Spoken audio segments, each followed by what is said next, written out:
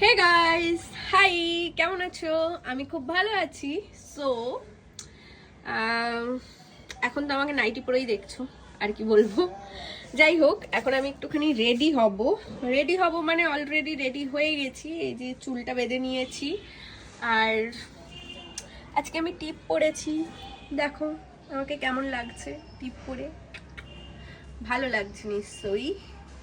যাই হোক, যেটা বলছিলাম, সো এখন যাব আমি আমার শ্বশুর বাড়িতে।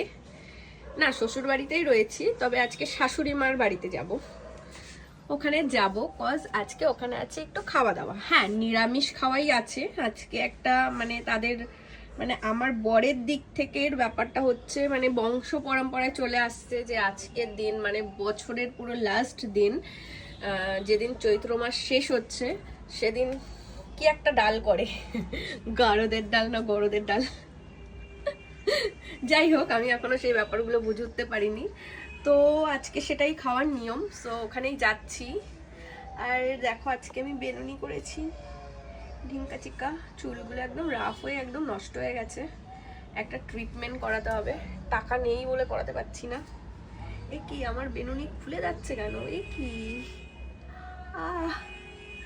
চুলের ট্রিটমেন্ট করাতে পারছি না, গরিব, টাকা নেই আমার।